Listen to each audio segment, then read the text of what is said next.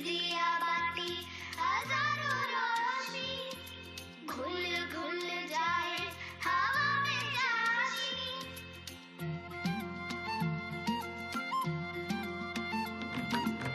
एक दिया बाती हजारों रोशनी, घुल घुल जाए हवा में चाशनी। है सेवा का जुनून, क्या छोटा क्या बड़ा, कुछ कर गुजरने का फितूर जब चढ़ा।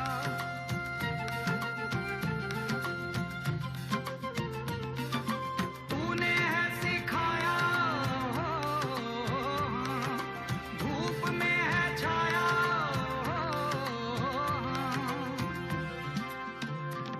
एक सोच है जागी जागी धरती के लिए, एक जोत है जागी जागी प्रकृति के लिए।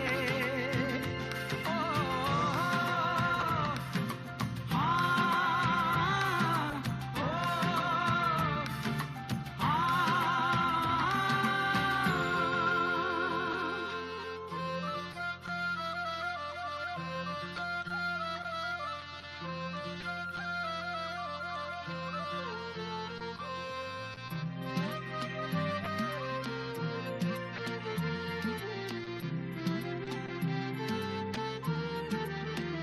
नदियाँ पर्वत सागर बादल चारों दिशाएं, बहती गाती मधुमाती ये अल्हड़ हवाएं।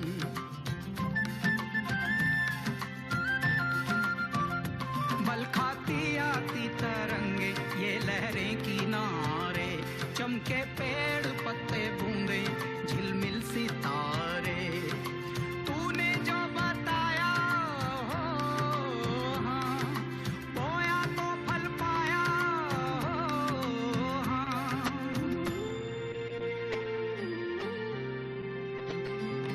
है सेवा का जुनून, क्या छोटा क्या बड़ा, कुछ कर गुजरने का फितूर जब चढ़ा। एक सोच है जागी जागी धरती के लिए, एक जोत है जागी जागी प्रकृति के लिए। हो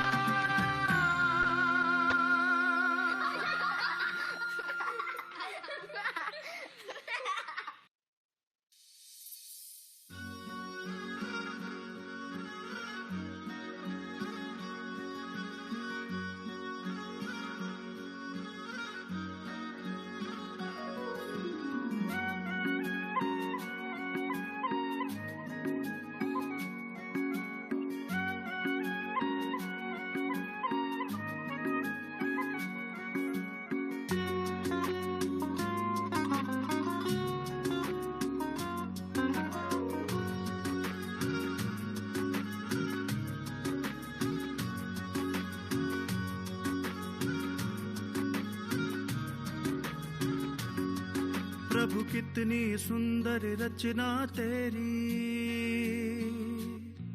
प्रभु कितनी सुंदर रचना तेरी, कहते हैं जिसे प्रकृति। कितनी सुंदर रचना तेरी, कहते हैं जिसे प्रकृति। मन भावन है नीर गगन, अगन पवन और धरती। प्रभु कितनी सुंदर रचना तेरी, कहते हैं जिसे प्रकृति। मन भावन है नीर गगन, अगन पवन और धरती। प्रभु कितनी सुंदर रचना तेरी।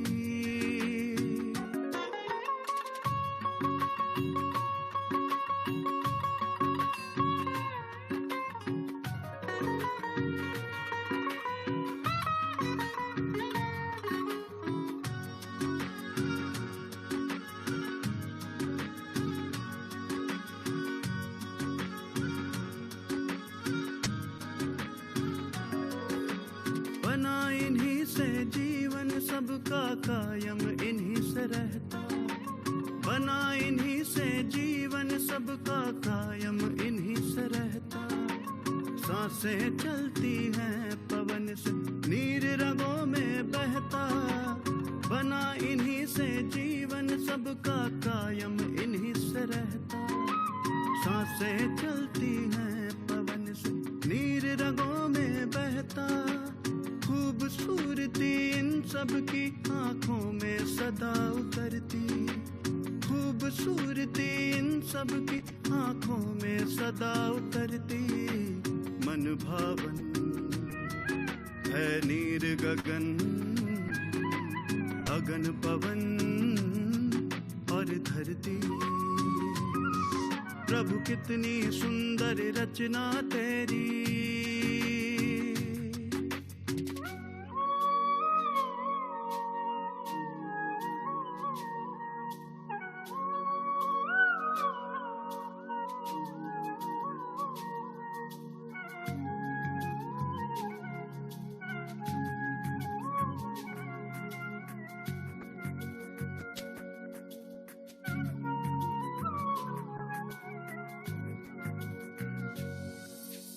माँ बन करके गोद में अपनी पाले धरती माता, माँ बन करके गोद में अपनी पाले धरती माता। बन कर पिता अम्बर भी बाहों में सबको समाता, माँ बन करके गोद में अपनी पाले धरती माता। बन कर पिता अम्बर भी बाहों में सबको समाता। सूरज की किरणों से है ऊर्जा सभी में भरती, सूरज की किरणों से है ऊर्जा सभी में भरती। मन भावन है नीर गगन, अगन पवन और धरती। प्रभु कितनी सुंदर रचना तेरी, कहते जिसे प्रकृति। कितनी सुंदर रचना तेरी, कहते जिसे प्रकृति। मन भावन है नीर गगन, अगन पवन और धरती। प्रभु कितनी सुंदर रचना तेरी।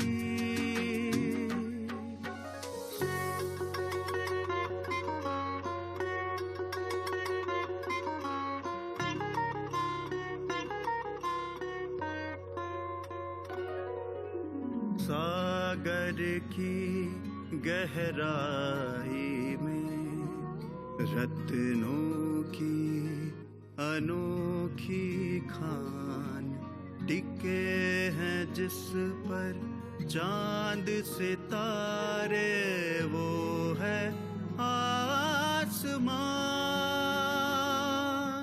सागर की गहराई में रत्नों की अनोखी खान, टिके हैं जिस पर चांद सितारे, वो है आसमां।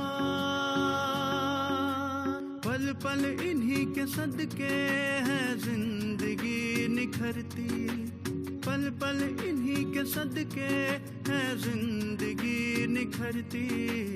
मन भावन है नीर गगन, अगन पवन और धरती। प्रभु कितनी सुंदर रचना तेरी।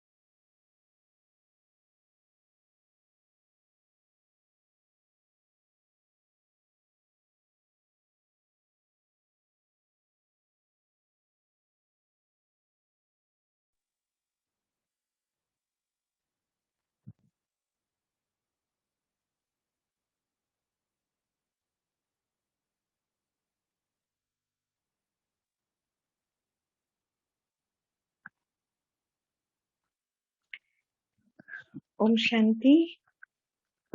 आवाज आ रही है सभी को?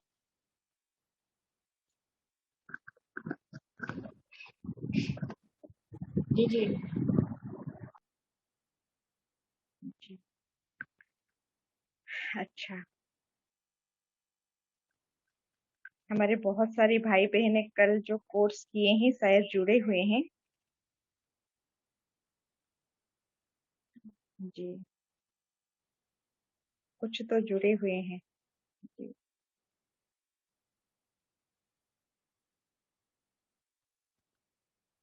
जो पुराने हैं उनको तो पता है कि ये परमात्मा की महावाक्य है। हम जो रोज उसको मुरली के तरह से सुनते हैं, उसको कहा जाता है मुरली। जिससे हमने पहले जाना कि कृष्ण ने मुरली बजाई, और वो भी काठ की मुरली, है ना, लकड़ी की मुरली। और क्या होता था कि जो सारी गोप गोपियां है ना, वो अपनी काम धंधा छोड़कर भाग जाते थे वो मुरली को सुनते ही, उसकी धुन को सुनते ही। लेकिन सही मायने में बोले तो परमात्मा ये जो मुरली चलाता है, ये लकड़ी का मुरली नहीं, ये ज्ञान मुरली है। तो इसको सुनने के लिए हम जो गोप गोपियां हैं, हाँ, वो हम भी भागते हैं परमात्मा की इस ज्ञान मुरली को सुनने के लिए। आप लोग को जो कुछ जो पहले थोड़े इससे पहले जिन्होंने मुरली सुना है तो उनको तो पता होगा कि क्या मुरली क्या है। लेकिन जो नए हैं उनको बता देते हैं, परमात्मा ने निराकार शिव बाबा, जो जिनको हम बड़े प्यार से शिव बाबा कहते हैं, लेकिन वो है निराकार, कोई शरीरधारी है नहीं। लेकिन उनको ये सारी बातें बोलने के लिए ब्रह्मा बाबा की सर का शरीर का आधार लेना पड़ा, तन का आधार लेना पड़ा। और वो उनके शरीर में प्रवेश करके ये जो सारी बातें सुनाई हैं, उनको हम कहेंगे मुरली, जिसको हम रोज अध्ययन करते हैं। ऐसे सोच सकते हैं कि भगवान का रोज हमारे लिए लव लेटर है। ठीक है, तो हम सुनेंगे और हमेशा ये सुनेंगे जब हम मुरली सुनेंगे कि स्वयं भगवान आकर हमको ये मुरली सुना रहा है, पहली बात। और दूसरी बात, ये सिर्फ और सिर्फ मेरे लिए भगवान ने कहा है, ये समझकर हम मुरली सुनेंगे। ठीक है, अच्छा, हम शुरू करते हैं।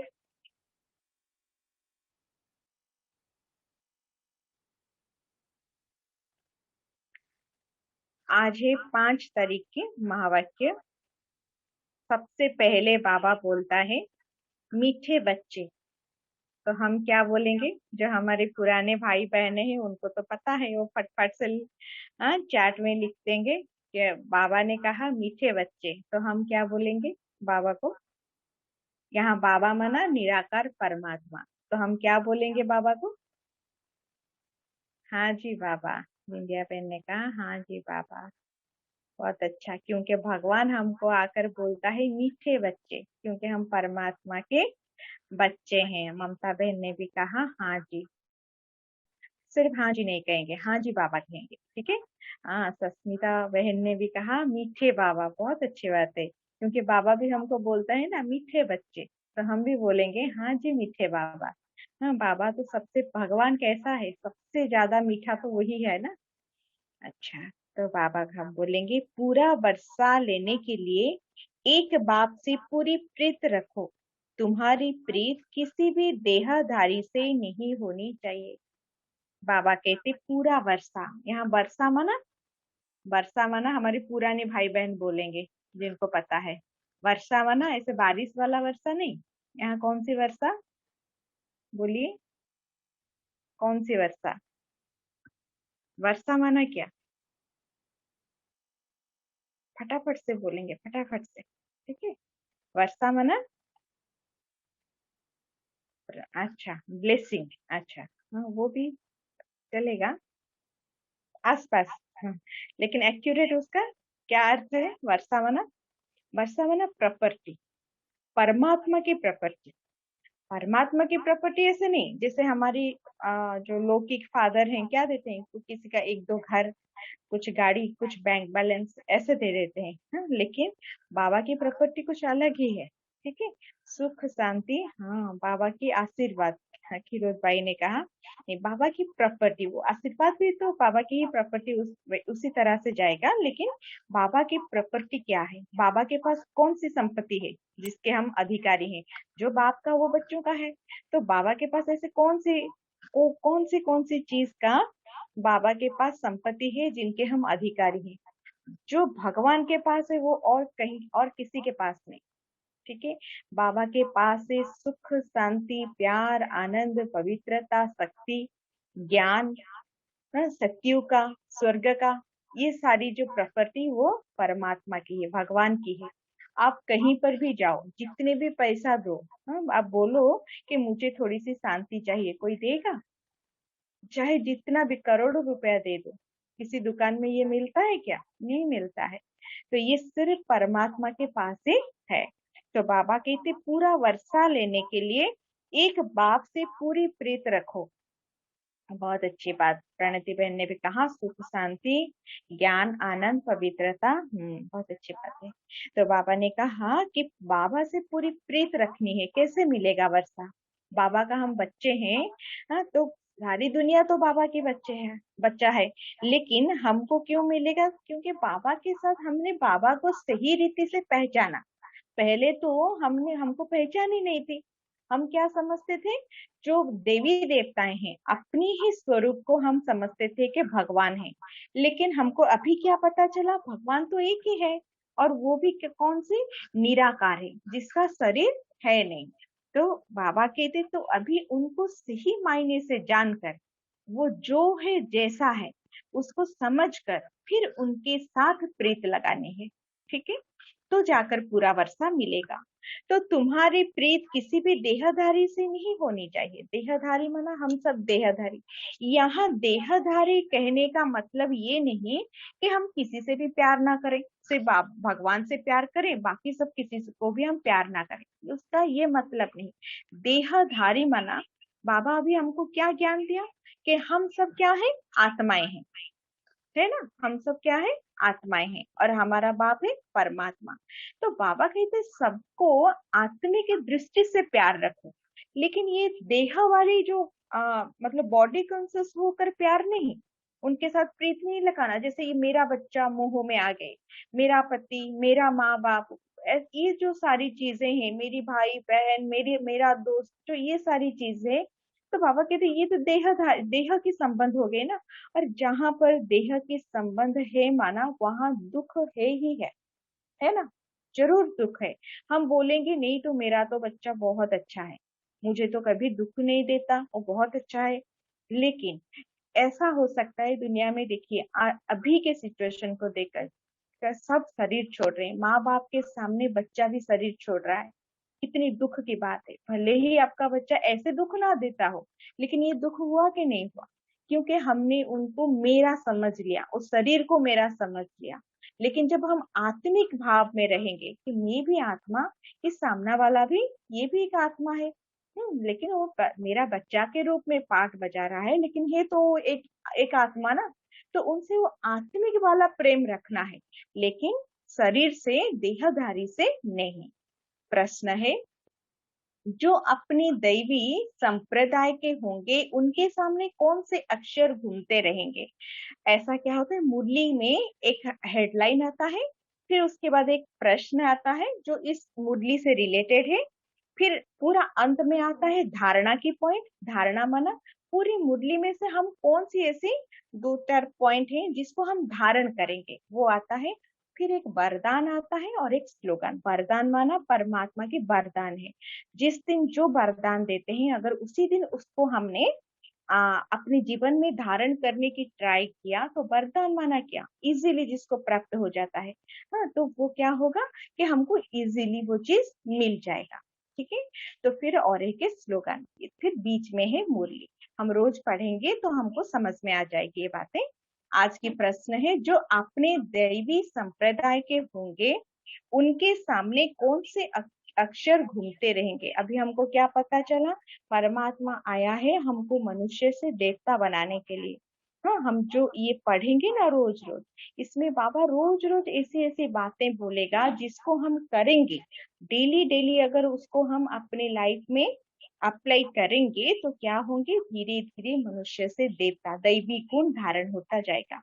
तो बाबा उत्तर में है, जब तुम उन्हें बताएंगे कि बाप को याद करने से विकर्म विनाश होते हैं और देवी देवता धर्म की स्थापना होती है, तो यह अक्षर उनके सामने घूमते रहेंगे। बाबा कहते किसी को भी हम बताएंगे, क्या बताएंगे कि बाप को याद करने से क्या होता है, विकर्म विनाश होते हैं। हमारे विकर्म 63 जन्म माना द्वापर के बाद से, सतयुग से हमने कोई विकर्म नहीं किया है, लेकिन उसके बाद से द्वापर के बाद से हमने देह भान में आकर बहुत विकर्म किए हैं। ठीक है, तो उस विकर्म को कैसे विनाश करेंगे, सिर्फ बाबा को याद करने से। और हमको ये अच्छे से पता है, जो भी कर्म हम करेंगे उसका फल हमको जरूर मिलेगा। अच्छा करेंगे तो अच्छा फल मिलेगा, बुरा करेंगे तो बुरा फल मिलेगा। कोई कोई कहते हैं मैंने तो किसी को कभी दुख नहीं दिया, लेकिन फिर भी मेरे जीवन में ऐसी ऐसी हालातें क्यों हैं।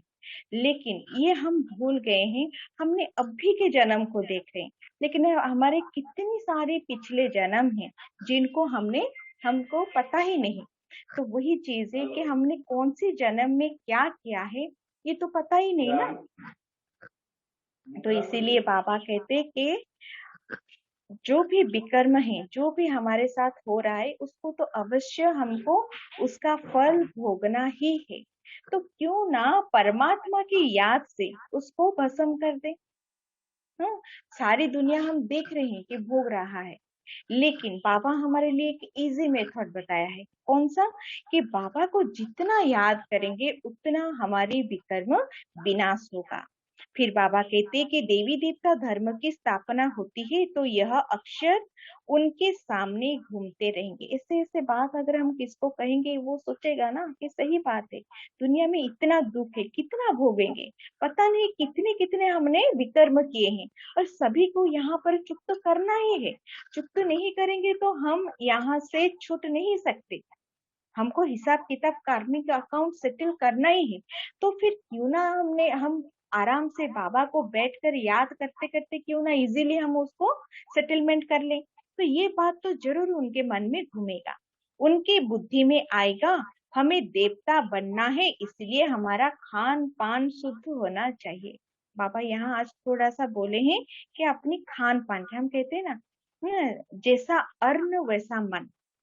हाँ, जैसा अन्न वैसा मन। हमने इसे जरूर आप लोगों ने एक स्टोरी सुना होगा। एक साधु कहीं पर गया था एक जमींदार के यहाँ, तो उन्होंने कहा कि साधु जी आप आज यहाँ खा लो, हमारे यहाँ खाना खा लो। लेकिन वो जो जमींदार था वो बहुत ही क्या था, बहुत ही लोभी टाइप का था। हाँ, क्योंकि बाकी सबका जमीन हड़पना, पैसा हड़पना, उस टाइप का था वो। लेकिन जो भी हो, जमींदार था, तो वो साधु उनके यहाँ खाना खा लिए और वहां रात्रि को भी उन्होंने गुजारा। उस दिन रात्रि वहीं पर गुजारी। लेकिन रात को फिर उनको पता नहीं, साधु के मन में ऐसा आया कि जिस घर में, जिस कमरे में वो सोए थे, उस कमरे में उनकी जो ये था ना, जमींदार था, उनके अलमारी में कुछ पैसे थे। तो पता नहीं अचानक से उस साधु के मन में ऐसा आया और वो अलमारी से एक पैसों के एक बंडल उठाकर ले गया। फिर सुबह वो चला गया। फिर उसके बाद जाकर उस दिन वो अपनी, जहां पर वो रहता है, कुटिया में चला गया। फिर जब रात होते होते फिर उनके मन में ये आया कि मैं तो ऐसा नहीं हूँ, मुझे तो कुछ भी नहीं चाहिए, मैं तो साधु हूँ, लेकिन मैंने ऐसा काम क्यों किया कि पैसा क्यों उनके अलमारी में से चोरी करके लेकर आया। कोई मुझे देता है तो भी मैं नहीं लेता हूँ। फिर जाकर उनको लगा कि फिर वो वापस गए और उनको पता चला कि वो जो है, वो पैसा जो है, वो जो जमींदार है, वो इस तरह का है, सबसे पैसा लूटता है। तो उनसे यही बात पता चली कि उनका जो अन्न था वो कैसा अन्न था। हाँ, औरों की जो हड़पने वाली भाव से वो अन्न था।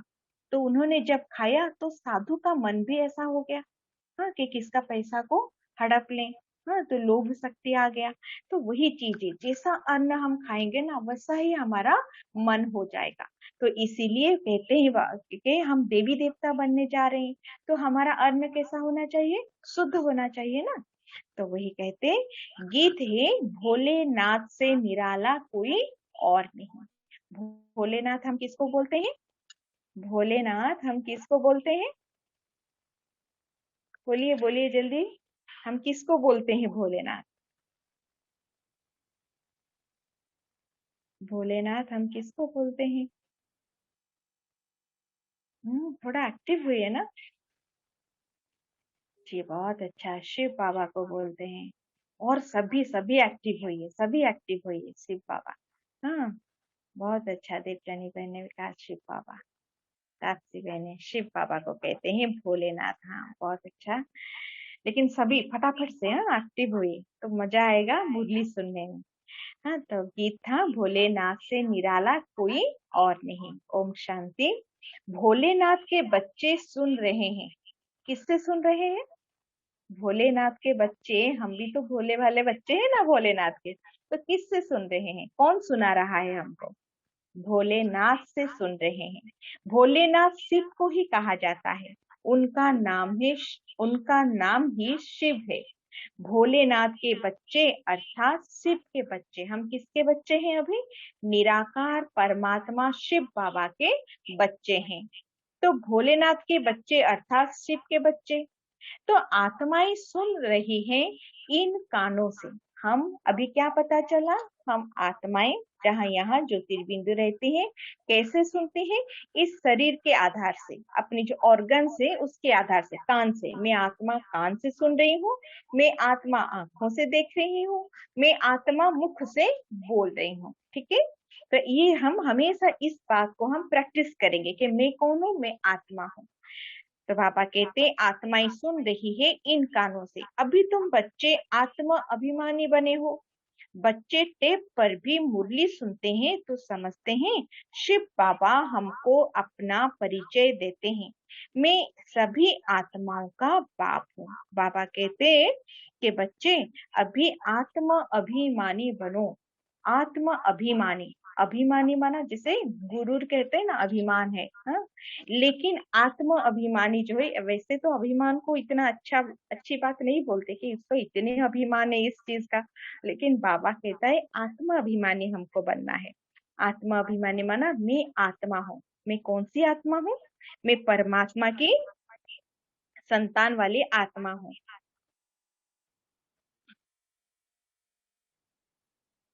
तो मैं कौन हूँ, मैं ईश्वरीय संतान आत्मा हूँ।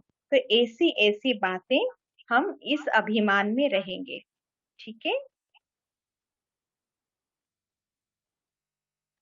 तो बाबा कहते कि अभी तुम बच्चे आत्माभिमानी बने हो, बच्चे टेप पर भी मुरली सुनते हैं। पहले क्या होता था कि ब्रह्मा बाबा जब, अभी तो देखो कितना टेक्नोलॉजी ये है, अभी तो मोबाइल में जब भी चाहो कितने क्लासेस कितने मुरली सब सुन सकते हैं, लेकिन तब ये सारे जो विज्ञान की सुविधा उतना डेवलपमेंट नहीं था। तो क्या करते थे कि ब्रह्मा बाबा के जो शरीर में जब शिव बाबा आते थे और मुरली चलाते थे, मुरली चलाते थे माना वो बोल रहे थे। तो जब मतलब ये जो बाणी चला रहे थे तो उसको मुरली हम कहते हैं। जब ये मुरली चला रहे थे तब रिकॉर्डिंग किया जाता था। पहले पता है ना, वो जो ग्रामोफोन रिकॉर्ड ऐसे रहता है ना, तो उसमें से वो रिकॉर्ड किया जाता था और बाकी सारे स्थानों पर भेजा जाता था जहां पर बच्चे हैं सुनते थे इस मुरली को। तो बाबा वही कहते कि समझते हैं शिव बाबा हमको अपना परिचय देते हैं, मैं सभी आत्माओं का बाप हूँ। बाबा क्या कहता है, परमात्मा जो है सभी आत्माओं का बाप है, सभी धर्म सभी जाति सभी वर्ग सभी आत्माओं का वो बाप है, जिसको तुम परम पिता परम आत्मा यानी परमात्मा कहते हो। तो उनको सदैव फादर ही कहते हैं। कौन कहते हैं कि वह फादर है, उनको सदैव फादर ही कहते हैं। कभी भगवान को भगवान भाई कभी कहा है क्या, नहीं भगवान को हमेशा हम बाप कहा है, नहीं तो माता पिता इस तरह से हमने उनको माना है। तो बाबा कहते कि वो है, उनको हमेशा हम फादर कहते हैं। तो कौन कहते हैं कि वह फादर है, कौन कहता है फादर है, आत्मा कहता है कि वो हमारा परमात्मा फादर है। तो आत्मा को अब ज्ञान मिला है और कोई मनुष्य मात्र को यह ज्ञान नहीं है। बाबा कहते ये जो बातें हैं ये नई बातें हैं। पहले कहीं पर हमने सुना है क्या? क्या अपने को आत्मा समझो, परमात्मा एक जो कि निराकार है, जिसके हम सारे बच्चे हैं, इसी बातें पहले कहीं पर सुना है क्या? नहीं सुना होगा। ये सारी नई बातें हैं। नई बातें हैं क्यों? क्योंकि ये ज्ञान और किसी के पास है ही नहीं। ये ज्ञान सिर्फ परमात्मा के पास है। तो परमात्मा आकर ही ये सारे ज्ञान हमें देते हैं।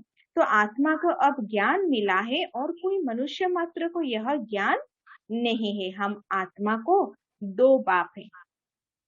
बाबा कहता है हम आत्मा को दो बाप हैं। और कोई बोलेगा कि आपके दो बाप हैं तो आप क्या करेंगे?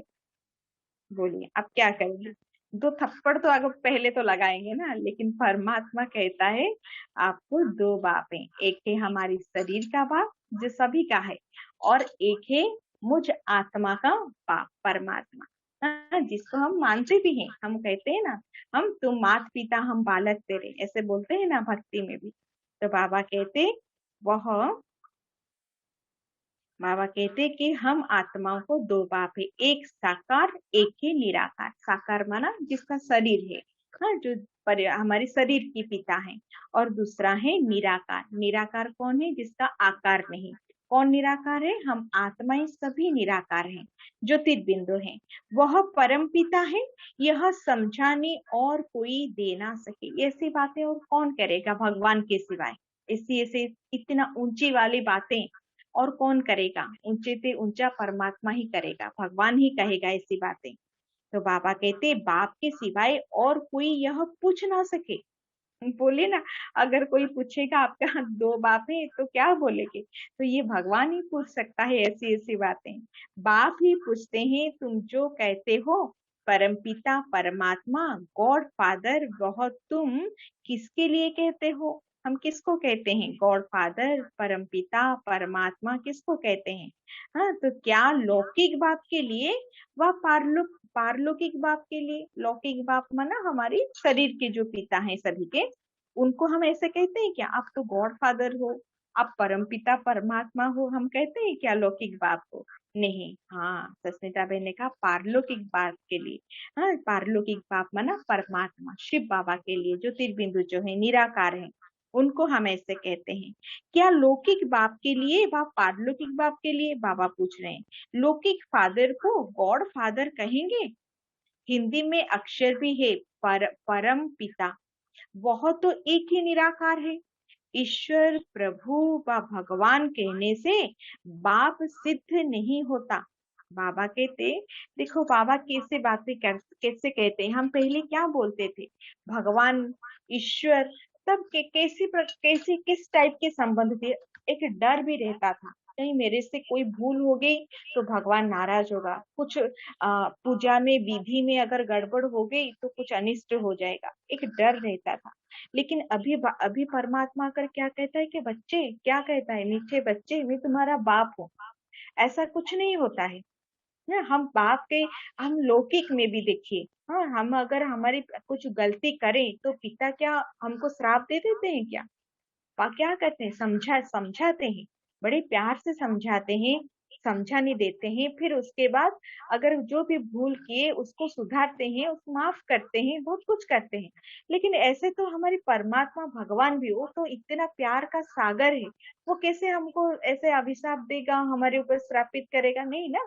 तो लेकिन ये जैसे कहा ना कि प्रभु, ईश्वर, भगवान, ये सारे कहने से एक दूरी जैसे आ जाती है। लेकिन बाप कहने से कितनी एक नजदीक का रिलेशन फील होता है।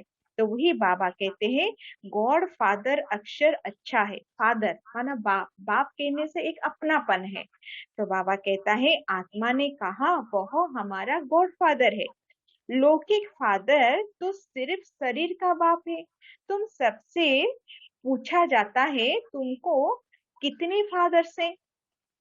फिर बाबा ने पूछा, एक है लौकिक, दूसरा है पारलौकिक। हमारा कितना पिता है? बोलिए, हमारा कितना पिता है? एक है लौकिक, दूसरा है पारलौकिक, दो पिताएं हैं। दोनों में बड़ा कौन? बाबा पूछ रहे हैं, बोलिए, दोनों में बड़ा कौन? कौन बड़ा है? लौकिक वाला पिता या पारलौकिक वाला पिता? कौन सबसे बड़ा है? पारलौकिक, वृंदावन ने कहा पारलौकिक पिता। वो तो सारी आत्माओं की पिता है ना। बहुत अच्छा, प्रणति बहन ने भी कहा पारलौकिक पिता। हाँ, ताप्ती बहन ने भी कहा पारलौकिक पिता। तो ही बाबा कहता है, बाबा ने प्रश्न पूछा दोनों में बड़ा कौन है? तो जरूर कहेंगे पारलौकिक फादर। उनकी महिमा है सब पतितों को पावन बनाने वाला पारलौकिक बाप। कहते हैं ना पतित पावन, माना पतितों को पावन बनाने वाला। अभी सारी दुनिया पतित हो गई है ना? पतित सभी में कुछ ना कुछ तो रहता है ना, जो भी हो ना, तो सभी पतित बन पड़े हैं। तो सभी को पतित से पावन बनाएगा, पवित्र बनाएगा। कौन बनाएगा? ऐसा काम कौन कर सकता है? सिर्फ परमात्मा ही कर सकता है। तो बाबा कहते कि यह भी अभी तुम समझते हो, पहले कहाँ हम समझते थे ये सारी बातें। हाँ, तो ये सारी बातें जो है ना, जो नई भाई बहनें उनको बोलूंगी, ये बहुत आप एक ही दिन में ये बात समझने भी मतलब इतना ये नहीं होगा। तो आप ऐसे ना समझे कि पता नहीं, मतलब ये सारी बातें तो कुछ नहीं है, कुछ ऐसे इतनी ऊंची वाली बातें हैं, मतलब कुछ समझ में आता है, कुछ नहीं आता। लेकिन आप कम से कम थोड़ा सा 2-3 महीना आप जरूर उसको रोज रोज सुने। और मैं बोलूंगी कि आप इस समय जब सुनेंगे ना, सुबह को एक बार आप पढ़ लीजिए खुद, क्योंकि मोबाइल में मुरली आता है रोज। आप एक बार पढ़ लीजिए, नहीं तो ग्रुप में हमारा रोज मुरली भेजा जाता है, हिंदी का भी, इंग्लिश का भी, और होगा तो मैं बोलूंगी कि हमारी पूनम बहन को कि वो उड़िया का भी भेजें। तो आप जरूर उसको एक बार पढ़ें, तो धीरे धीरे करके समझ आ जाएगी। जैसे बोलते हैं ना, मुरली बजाई और गोप गोपिया, जो कोई मतलब चूल्हा में किसी का खाना पक रहा है, किसका बच्चा रो रहा है, कुछ कर रहे हैं, लेकिन किसको सुध बुध नहीं, मुरली की आवाज सुनी और भागे। ये ऐसा ही मुरली है। अब जब समझ में आ जाएगा ये चीजें, मेरे ख्याल से आपको समझ में थोड़ा थोड़ा आता तो होगा, लेकिन अच्छे से जब उसका रस लेने लग जाएंगे ना, वो यही मुरली है कि आपको कोई सुध बुध नहीं रहेगा, इसको सुनने के लिए आप पागल से हो जाएंगे। हाँ, तो ये बात है। तो बाबा कहते दुनिया में यह कोई भी नहीं समझते, बाप ने समझाया है। तुमको पारलौकिक बाप से प्रीत है। हमें किससे प्रीत है? पारलौकिक बाप, परमात्मा से हमको प्रीत है। तो और औरों की है विनाश काले विपरीत बुद्धि। बाबा कहते विनाश काले प्रीत बुद्धि हमारा, और विनाश काले विपरीत बुद्धि सारी दुनिया की। ऐसे बोलते हैं ना महाभारत में, विनाश काले प्रीत बुद्धि किसका थी? पांडवों का। वो थोड़े से थे, सिर्फ 5। और विनाश काले विपरीत बुद्धि किसका था? कौरवों का। वो कितने थे? 100। तो बाबा कहते हम बाबा के बच्चे बस थोड़े से 5 5 बना, 1 2 3 4 5, थोड़े से 5। तो बाकी सारी दुनिया है 100 100। तो बाबा कहते उनकी क्या है, क्योंकि वो समझेंगे नहीं, उनका भी कोई दोष नहीं हम देंगे, क्योंकि वो तो ना भगवान को जाना, ना ये ज्ञान को समझा। हाँ, तो हम तो वो भाग्यवान है कि हमको ये चांस मिला कि भगवान को जाने और उनके ज्ञान को जानेंगे और उसको अपने जीवन में धारण करेंगे। तो इसलिए हमको समझ में आता है। तो इसलिए हम क्या बन गए? परमात्मा के साथ प्रीत जुट गई, और हम हो गए परमात्मा के विनाश काले हमारी प्रीत बुद्धि हो गई। लेकिन बाबा कहते औरों की ही विनाश काले विपरीत बुद्धि। विनाश का अभी समय है, अभी नई दुनिया आने वाली है ना, तो कैसे आएगा? यहीं पर ही तो आएगा स्वर्ग ना, सत्युग आएगा इसी धरा पर। तो कैसे आएगा? एक कलियुग होगा और वो आएगा क्या? नहीं, कलियुग को तो मिटना ही है, विनाश तो होना ही है। तो होगा तो फिर नई दुनिया आएगी ना, जहाँ पर बाबा हमको सज धज कर नीचे फिर भेज देगा स्वर्ग की सुख लेने के लिए। तो वही बाबा कहते, तो वही महाभारत की लड़ाई अब लगनी है। जो महाभारत की लड़ाई जो वर्णन की गई है, बाबा कहते असली में अभी लगेगी। जो थर्ड वर्ल्ड वॉर होगा, जो दुनिया की विनाश होगी, तो ये महाभारत की लड़ाई लगेगी। एरोप्लेन, टैंक्स आदि एक दो को सप्लाई करते रहते हैं, है ना। एक दूसरे देश से खरीदते हैं इतनी सारी टैंक्स, इतनी बड़ी बड़ी, हाँ, युद्ध वाली जो प्लेन्स हैं वो सारी खरीदते हैं। तो बाबा कहते सबको देते जाते हैं, पैसे से जिसको जो चाहे उनको देते जाते हैं, उधार पर भी लेते हैं। तो प्लेन बारूद आदि यह सब खरीद करते हैं। यह सब चीजें बड़ी महंगी होती है, विलायत वाले बनाते हैं, वह फिर बेचते रहते हैं। जो भी बड़े अच्छी अच्छी चीजें जो युद्ध के लिए, जितनी सारी सामग्री है युद्ध के लिए, सब बनाते हैं, फिर एक दूसरे देश को बेचते रहते हैं। तो हम भी तो ऐसे बीच बीच में न्यूज सुनते हैं ना, ऐसे ऐसे ये चीजें हमने उस देश से खरीदा, इतने पैसे देकर ये खरीदा, युद्ध वाली ये अच्छी टेक्नोलॉजी वाली ये चीजें हमने खरीदी। तो बाबा कहते कि भारतवासी थोड़े ही एरोप्लेन्स आदि बेचते हैं, यह सब चीजें बाहर से आई हुई है, ज्यादा फॉरेन में ये सारी चीजें मिलती है। अब जो चीज खरीद करेंगे सो जरूर काम में आएंगे। जो खरीद कर लाएंगे तो खाली ऐसे रखने के लिए थोड़ी ना, हाँ, तो खरीद कर लाएंगे तो उसको क्या करेंगे, काम में तो यूज करेंगे ना। और युद्ध वाली चीजें कौन से काम में यूज करेंगे, युद्ध में ही यूज करेंगे। तो बाबा कहते अब जो चीज खरीद कर करेंगे सो जरूर काम में लाएंगे, तो फेंकने के लिए थोड़े ही लेंगे। तो वह है विनाश काले विपरीत बुद्धि यादव संप्रदाय जो यूरोप में रहते हैं। देखिए, हम महाभारत के साथ इस चीज को थोड़ा सा हम कंपेयर करें, तो जैसे हमने जाना कि पांडव है थोड़े से, जो भगवान के साथ प्रीत था। तो हम वही चीज है कि हम यहाँ पर थोड़े से बच्चे बाबा के, जो बाबा के इस ज्ञान को जानते हैं, अच्छे से समझते हैं, तो फिर बाबा के साथ हमारा प्रीत है।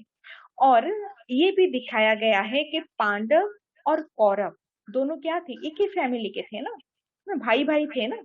तो वैसे इस भारत में भी बाकी जो थोड़े से बाबा के बच्चों को छोड़कर बाकी जो रेस्ट, उनको क्या कहेंगे, वो है कौरव। क्योंकि उनका क्या है, वो ना ये परमात्मा को जानेंगे, ना परमात्मा के इस ज्ञान को समझेंगे, ना ही धारण करेंगे। तो बाबा फिर क्या कहा, यादव। यादव माना जो बाहर विदेश, विदेश जो है, जो बाकी सारे जो देश हैं बाहर के, उनको कहेंगे यादव। हाँ, तो यादव, कौरव और पांडव, बाबा इसे एग्जाम्पल देकर बोलते हैं। भारत तो अविनाशी खंड है, क्योंकि अविनाशी बाप का बर्थ प्लेस है।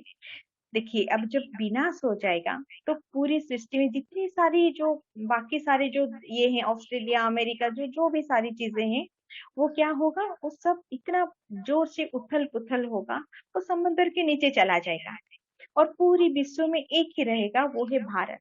भारत माना अभी का भारत नहीं, जिसको हम कहते हैं पुराना अखंड भारत, हाँ, जिसको पाकिस्तान हो, अफगानिस्तान हो, जो बांग्लादेश, बाकी सारे जो देश मिलाकर जो भारत, वही रहेगा अखंड भारत।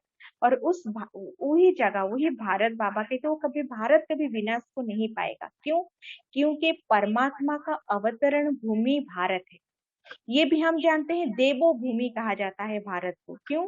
क्योंकि यहाँ देवी देवताओं का वास था। कब देवी देवता वास किए थे? अभी तो है नहीं।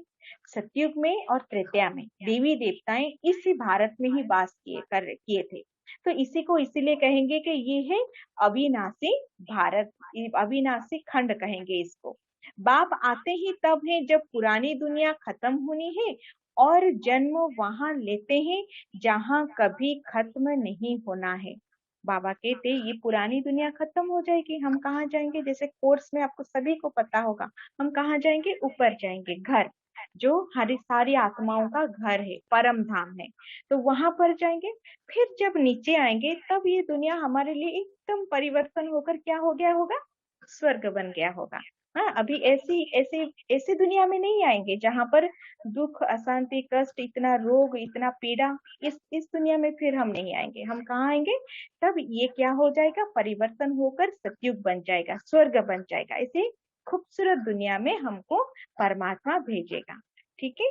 तो बाबा ने कहा बाप आते ही तब है जब पुरानी दुनिया खत्म होती है और जन्म वहां लेते हैं जहां कभी खत्म नहीं होना है।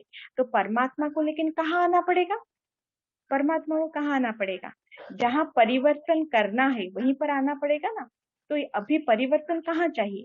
अभी चाहिए ना, क्योंकि ये अभी बहुत दुख दुख बढ़ गया है इस दुनिया में, तो अभी इस दुनिया का परिवर्तन चाहिए।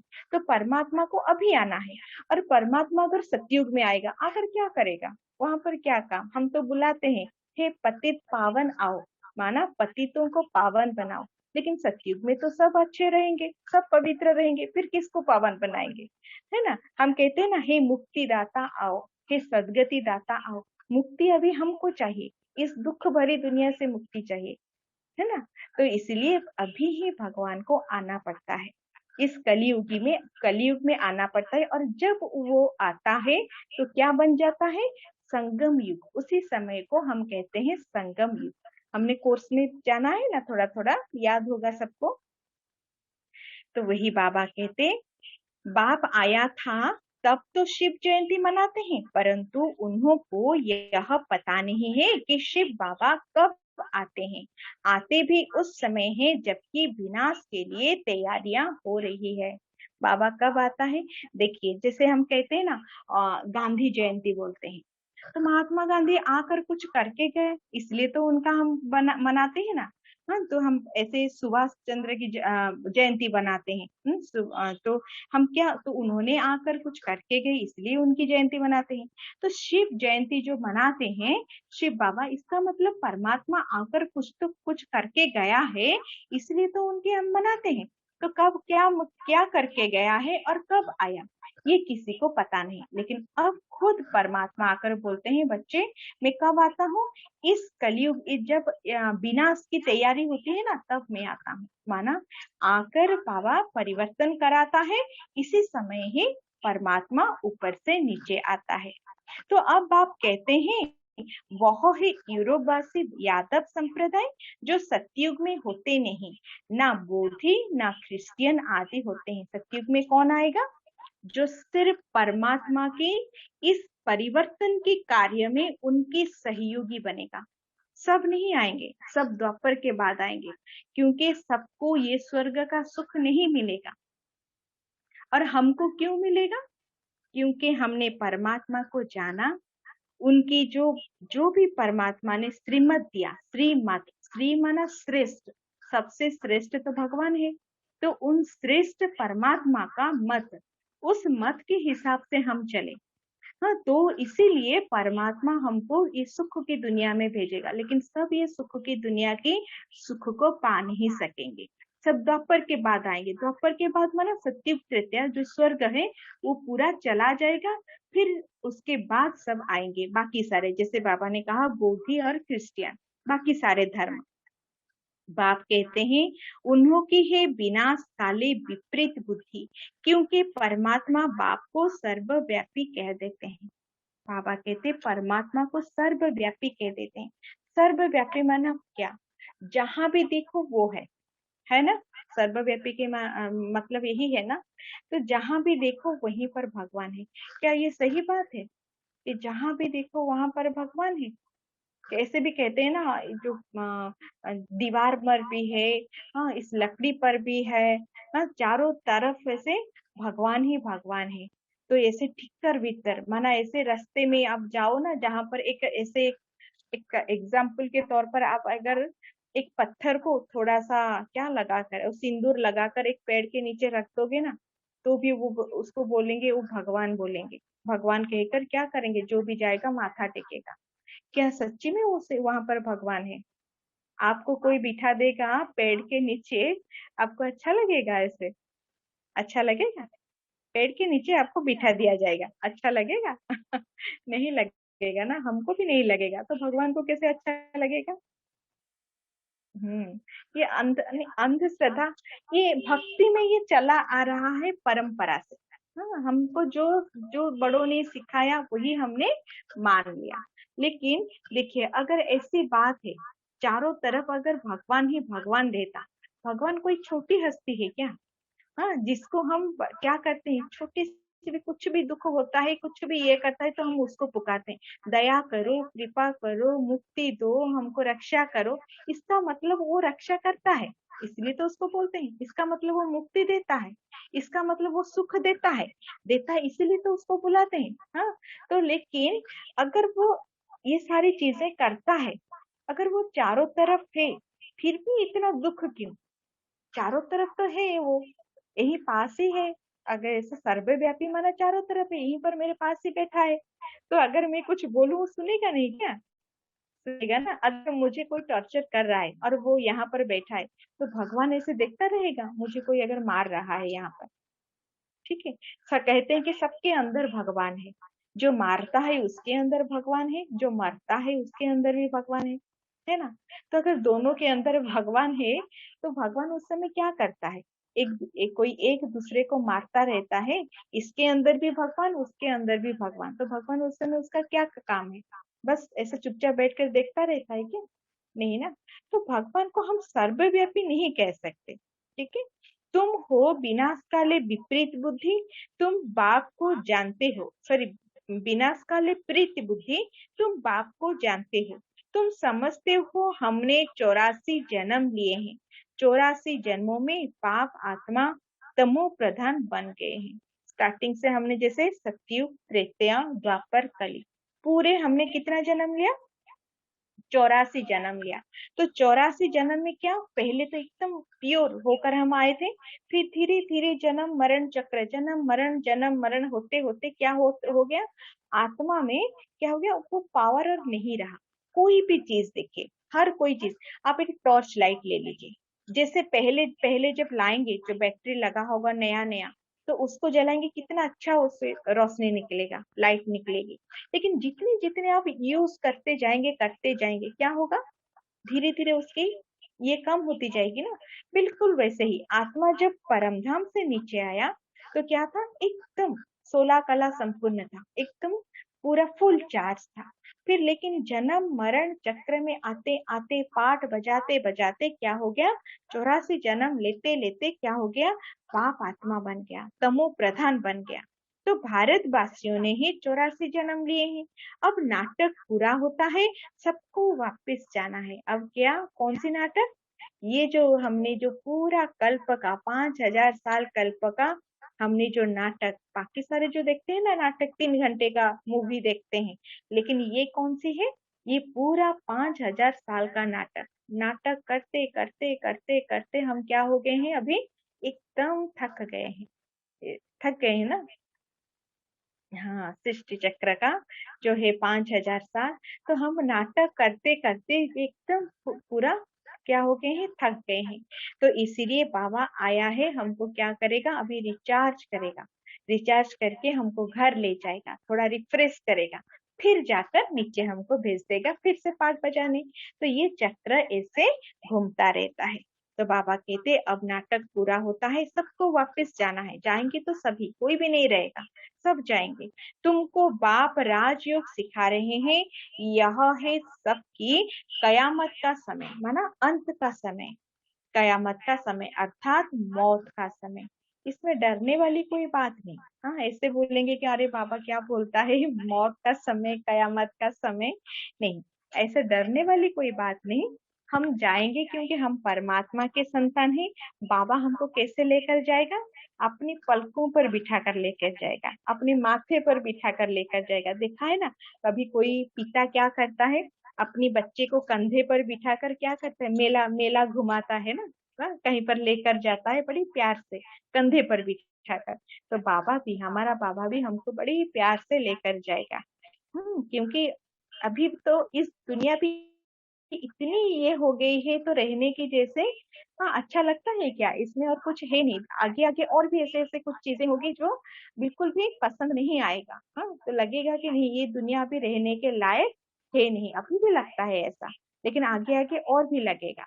तो इसीलिए बाबा हमको, खुशी की बात है ना, हम जैसे किसी का एक नया मकान बन रहा है, नया घर बन रहा है, कितना खुशी से बना था, यार कितना बढ़िया घर बन रहा है मेरा। हाँ, अगर वो सोचेगा क्या कि मैं, नहीं नहीं, मुझे ये पुराना टूटा फूटा घर ही अच्छा लगता है, मुझे नहीं जाना नया घर, ऐसा कोई बोलेगा? नहीं बोलेगा ना। तो खुशी से जाएगा कि कितना जल्दी मेरा नया घर बने और हम वहां पर शिफ्ट हो जाएं। हाँ, तो वैसे ही बाबा कहता है ये घबराने वाली बात नहीं, बाबा हमको नई दुनिया में ले जाएगा।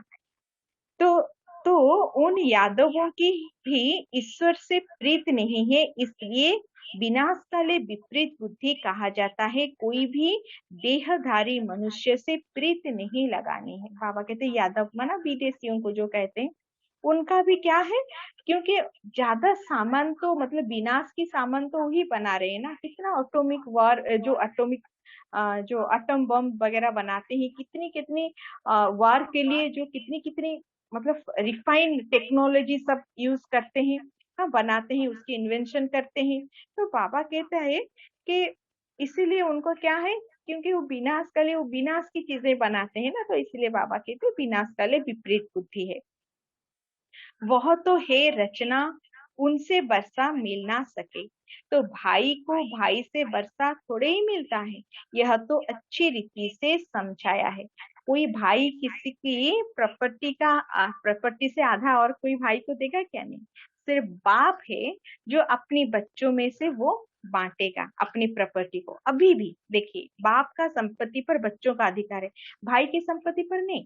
तो वैसे बाबा कहते कोई भाई किसी भाई को नहीं दे सकता, तो फिर क्यों हम देहधारी से क्यों ये रखें? हाँ, तो बाबा कहते एक प्रीत से बाबा के साथ रखना है। देहधारी माना जैसे मैंने बोला कि ऐसे नहीं कि और किसी से प्यार नहीं करना, बिल्कुल करना है, क्योंकि हम परमात्मा के संतान है, प्यार का सागर के संतान है। तो जैसा बाबा हमको इतना प्यार देता है, हम भी सबको प्यार देंगे, लेकिन कैसे प्यार देंगे? आत्मिक दृष्टि से, आत्मिक प्यार, कि मैं भी एक आत्मा हूँ, सामना वाला भी आत्मा है, और वो भी बहुत ही प्यारा है, बहुत ही सतो प्रधान आत्मा मेरे जैसा है। ऐसे ऐसे बहुत अच्छे से उनको प्यार देंगे, लेकिन देह समझ कर नहीं। अच्छा, किसके शरीर के तरफ अट्रैक्ट होकर नहीं। शरीर की तरफ अट्रैक्ट होगा तो क्या होगा, वो प्यार नहीं रहेगा, वो क्या क्या हो जाएगा, जैसे मोह आ जाएगी, तो नहीं तो विकार का आ जाएंगे, तो इस तरह के आ जाएंगे। लेकिन वो वाली बात नहीं। बाबा कहते आत्मिक प्यार करो, लेकिन देहधारियों से नहीं, ना आत्मा समझकर उनको प्यार करो। तुम बच्चे अभी समझते हो, उनके है विनाश काले विपरीत बुद्धि और तुम्हारी है प्रीत बुद्धि। बाबा कहते सबका है विपरीत बुद्धि और हमारा है प्रीत बुद्धि। फिर बाबा ने कहा फिर बाबा ने कहा अच्छा, हर एक में 5 भूत हैं। 5 भूत माना काम, क्रोध, लोभ, मोह, अहंकार। ये जो 5 चीजें हैं, बाबा कहते हैं ये एक एक भूत जैसे हैं। तो देह अभिमान का भूत, फिर काम क्रोध का भूत, पहले क्या आया, देह अभिमान का। ऐसे इसलिए बाबा कहते हैं ना, देहधारी से नहीं, आत्मा समझकर प्यार करो, लेकिन देहधारी से नहीं। देह समझेंगे माना देह का जो 5 विकार है वो अपने आप हमारे अंदर आ जाएंगे। लेकिन हमको बाबा क्या कहता है, ये 5 विकारों को छोड़ना है। लेकिन देह समझेंगे तो क्या आ जाएगा, ये 5 विकार आ जाएंगे, काम क्रोध लोभ मोह अहंकार। तो बाबा कहते देह अभिमान का भूत, फिर काम क्रोध का भूत। तो भूत संप्रदाय कहो अथवा आसुरी संप्रदाय कहो, बात एक ही है। बाप आकर फिर दैवी संप्रदाय बनाते हैं। बाबा क्या बनाते हैं, आकर हमको एक एक करोड़ों में कोई एक एक को चुन चुन कर बाबा क्या बनाता है, हमको देवी देवता बनाता है, हमारे अंदर दैवी गुण धारण कराता है, देवी देवता बनाता है। तो कितने भाग्यशाली आत्माएं हैं, इतने करोड़ों आत्माओं में से चुन चुन कर हमको बाबा बनाता है। तो बाबा कहते बाप आते हैं भूतों से छुड़ाने और अपने साथ योग लगाए देवता बनाते हैं। भूतों से माना ये 5 विकार जो है, काम क्रोध लोभ मोह अहंकार, उससे छुड़ाएंगे। फिर क्या करेंगे, बाबा कहता है कि उनके साथ योग लगाए। योग माना उनको बड़ी प्यार से याद करेंगे बाबा को, और जितना जितना बाबा को याद करेंगे, तो बाबा ने क्या कहा, हमारे जो पुराने विकर्म है ना, वो सब क्या हो जाएंगे, भस्म हो जाएंगे। विकर्म जो है वो विनाश हो जाएंगे, तो हमको इतना भोगना नहीं पड़ेगा। बाबा कहते कि जैसे सूली जैसा कोई चीज क्या बन जाएगा, कांटा बन जाएगा। पहाड़ जैसी अगर समस्या होगी ना, तो वो क्या बन जाएगा, राई। हाँ, राई माना जैसे वो कहते हैं ना सोरिसा, छोटा सा ऐसा बन जाएगा। तो बाबा कहते कि कैसे बनेगा, जितना हम बाबा को याद करेंगे, तो इतनी बड़ी बड़ी समस्या भी जो हमारे तरफ आने वाला होगा वो भी छोटा हो जाएगा। तो बाबा कहते गुरु नानक ने भी महिमा गाई है कि परम पिता परमात्मा ने मनुष्य को देवता बनाया। मतलब ये भी जो ग्रंथ साहिब जो है गुरु नानक जो सिख धर्म की, उसमें लिखा हुआ है कि मनुष्य से देवता किसने बनाया? परमात्मा ने आकर बनाया। वही पतितों को पावन बनाने वाले हैं, इसीलिए उनको क्या कहा जाता है? पतित पावन। और कोई मनुष्य पतितों को पावन नहीं बना सकता सिवाय परमात्मा के। ठीक है। अच्छा, क्या होता है जैसे मुरली खत्म होता है, बाबा क्या कहता है हमको? ऐसे बोलता है, मैं जैसे बोलूं आप भी उसके साथ आप भी दोहराएं। आप बोलिए, मीठे मीठे सिक्के लाधे बच्चों प्रति मात पिता बाप दादा का याद प्यार और गुड मॉर्निंग। रूहानी बाप की रूहानी बच्चों को नमस्ते। रूहानी बाप माना परमात्मा हम बच्चों को नमस्ते करता है। भगवान पहले हमको नमस्ते करता है, तो हम भी रिटर्न में क्या कहेंगे? तो हम रूहानी बच्चों का भी रूहानी माता पिता बाप दादा को याद प्यार गुड मॉर्निंग नमस्ते नमस्ते बाबा नमस्ते। ठीक है। फिर पूरी मुरली में से बाबा 2 पॉइंट बोलते हैं धारणा करने के लिए, जिसको हम धारण करेंगे। क्या धारण करेंगे आज? कि ब्राह्मण से देवता बनने के लिए जो भी छी आदतें हैं उन सबको छोड़ना है ना। ब्राह्मण से देवता बनने के लिए अभी क्या है? हम ब्रह्मा के मुख वंशावली ब्राह्मण हैं। ब्राह्मण से फिर क्या बनेंगे? देवता बनेंगे। तो क्या करेंगे? बाबा कहते छी आदतें छोड़ना है। क्या ऐसे छी गंदी गंदी आदतें लेकर हम जाएंगे क्या? स्वर्ग को जाएंगे? एंट्री मिलेगी हमको? बोलेंगे अरे क्या क्या आदत लेकर आए हो? क्या स्वर्ग को कलयुग बनाना है क्या? तो हमको वहां एंट्री नहीं मिलेगी। तो क्या करेंगे इसके लिए? जो आदतें हैं उनको छोड़ेंगे। शूद्रों को ब्राह्मण धर्म में कन्वर्ट कर देवता बनाने के लिए ईश्वरीय मिशन के कार्य में सहयोगी बनना है। शराब सिगरेट या जो भी गंदी आदतें हैं वह निकाल देनी है। बाबा ने आज क्या कहा? अगर कोई हम में से ऐसे थोड़ा थोड़ा कुछ अगर है तो आज क्या करेंगे? आज बाबा को प्रॉमिस करेंगे कि बाबा ये सारी गंदी आदतें हम छोड़ देंगे। ठीक है ना। क्योंकि हम परमात्मा के बच्चे बने हैं, हम ईश्वर के बच्चे बने हैं, हम देवी देवता बनने वाले हैं। तो ऐसी ये छोटी सी आदत तो छोड़ ही सकते हैं ना, इतनी बड़ी पद पाने के लिए, है ना। दूसरा है, इस विनाश काल के समय में एक बाप से सच्ची प्रीत रखनी है। विनाश तो होगा, लेकिन जब परमात्मा के साथ में हम रहेंगे, जब उनकी छत्र छाया में रहेंगे, उनके साथ प्रीत होगा, तो क्या होगा? सारी दुनिया विनाश को होगी लेकिन हम मस्त रहेंगे, क्योंकि भगवान के बच्चों को कभी भी कोई चीज की तकलीफ नहीं होगी। तो बाबा कहते इसलिए सच्ची प्रीत उनके साथ रखनी है। पुराना मकान टूटने वाला है। पुराना मकान माना ये जो कलयुग की दुनिया, ये तो टूटने वाला है, इसलिए इससे दिल निकाल नए से लगानी है। क्यों फिर इस चीज से नई दिल लगानी है? जैसे मैं बोली, अगर पुराने टूटे फूटे घर में है और एक सुंदर सा अच्छा सा घर हमारा बन रहा है, फिर कब मन करेगा क्या वो पुराने घर को रिपेयर करने के लिए? या फिर उस पुराने घर में मोह रहेगा? नहीं रहेगा। हम सोचेंगे कि कितना जल्दी वो नया घर बन जाए और हम ये पुराना घर छोड़ नए घर में शिफ्ट कर जाएं, है ना। तो बाबा इसीलिए कहता पुराने दुनिया में दिल नहीं लगाओ। सोचो कि हम नई दुनिया में जाएंगे जहाँ सतो प्रधान, कोई भी दुख नहीं होगा, कोई भी कष्ट नहीं होगा, ना शरीर से पीड़ा होगी, कुछ भी नहीं। ये प्रकृति भी हमको इतनी सहयोग देगी, हमारी दासी बन जाएगी। अभी प्रकृति भी कितनी हमको परेशान करती है, तो वहां पर ऐसी दुनिया में जाएंगे। तो बाबा कहते खुशी तो होनी चाहिए ना। अच्छा, आप आज का वरदान है, हम सोचेंगे कि ब्रह्मा बाबा की फोटो आप लोगों ने देखा है? जो नए होंगे वो बोलेंगे, क्या ब्रह्मा बाबा की फोटो आप लोगों ने देखा है? आप लोगों ने देखा है ब्रह्मा बाबा की फोटो को? देखा है। अच्छा, तो लेकिन नेट में भी है, नहीं तो हम इसके बाद दिखाएंगे आपको। हाँ, कि ब्रह्मा बाबा की फोटो हम समझे कि उनके जब विजुअलाइज करेंगे तो समझेंगे उनके शरीर में परमात्मा यहाँ पर है हाँ जी, बहुत मतलब जो पुराने हैं तो बहुत काफी देखे हैं, जो नए होंगे शायद ही देखे नहीं होंगे। तो हम ऐसे सोचेंगे कि परमात्मा ब्रह्मा बाबा की भ्रुकुटी में परमात्मा है और मेरे सर के ऊपर ऐसे हाथ रखकर मुझे वरदान दे रहे हैं। श्रेष्ठ वृत्ति द्वारा प्रवृत्ति को प्रगति का साधन बनाने वाले सदा समर्थवान भव। प्रवृत्ति में पहले वृत्ति से पवित्र व अपवित्र बनते हो। बाबा ने कहा प्रवृत्ति में पहले वृत्ति से, वृत्ति माना हमारा सोच जो है, पहले सोच में आएगा फिर कर्म में आएगा। कोई भी चीज कर्म में करने से पहले पहले यहाँ आता है, पहले के ये करूं, कोई भी चीज झूठ बोलना है तो भी पहले यहाँ आता है, झूठ बोल दो, फिर उसके बाद कर्म में आता है। तो बाबा कहते हैं अगर यहाँ पर पवित्र है तो कर्म भी पवित्र, यहाँ पर अपवित्र है तो बाकी सारे चीज भी अपवित्र।